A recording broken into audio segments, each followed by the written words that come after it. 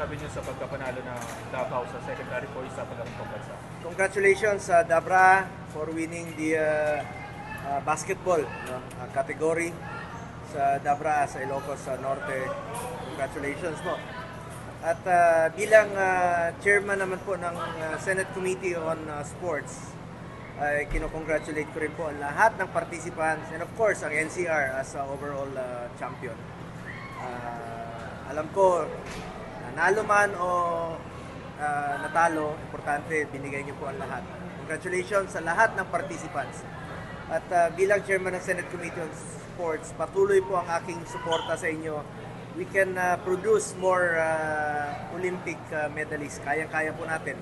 Since 2019, chairman po ako ng Committee on Sports. Nakamit natin ang first ever gold sa 2020 Tokyo Olympics at dalawang gold naman tayo sa 2024 Paris Olympics. Suportahan po natin ang ating mga atleta at congratulations din po no sa Gilas Youth, yung under 16 and under champion po. Of course, Executive Director si Erica D. Sa lahat, sa coaching staff, LA Tenorio ng Ginebra, siya po ang coach ng under 16. Congratulations. Nandito lamang po ang inyong Senator Bongo na handang sumuporta sa ating mga atleta. Konektado po para sa akin ang sports at ang health. Pag tayo po ay physically fit, healthy po tayo. Kaya suportahan natin ang ating sports at isang paraan po yan na ilayo natin ang mga kabataan sa illegal na droga. Get into sports, stay away from drugs to keep us healthy and fit.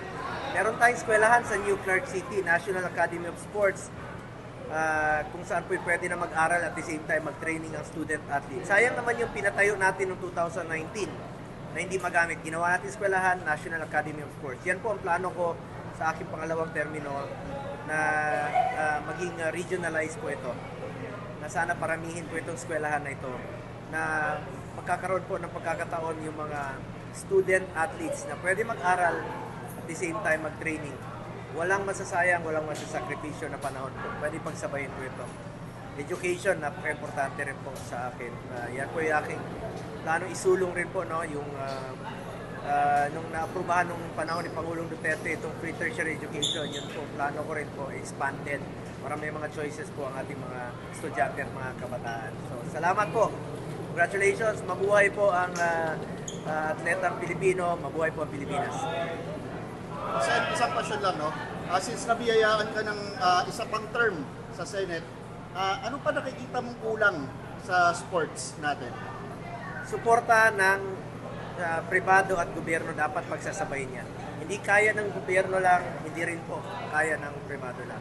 Dapat magtrabaho po itong dalawang ito. Pag nagsama po ito, we can produce more medalists sa Olympics. Not only sa Olympics, Asian Games, nakita naman natin pag nagkaisa tayo, napanalunan natin ang first ever gold again after 62 years. Yung ating Gilas Pilipinas team, after 62 years, nanalo muli tayo ng gold sa Asian Games. Kayang-kaya po natin dahil suportado po ng pribado, suportado ng PBA, suportado rin po ng gobyerno.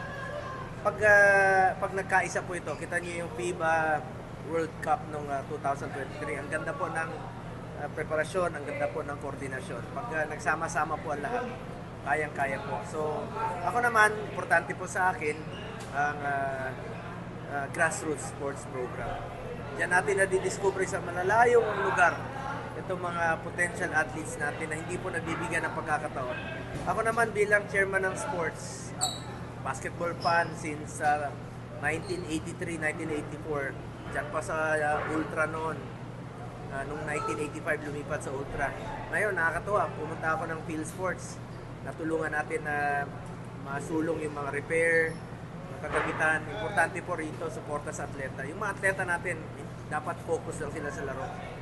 Hindi na nila dapat isipin yung pagkain. Dapat suportado ng gobyerno yan. Athletes natin, equipment, and of course, moral support. Focus lang sila sa laro, ating mga atleta. Ako po'y patuloy na susuporta sa ating mga atleta sa abot ng aking makakaya dahil naniniwala po ako na sports po'y napakahalaga. Dala-dala po natin ang bandila natin tuwing tayo po ay nagko-compete sa SEA Games, Olympics, Asian Games, at iba pang kompetisyon.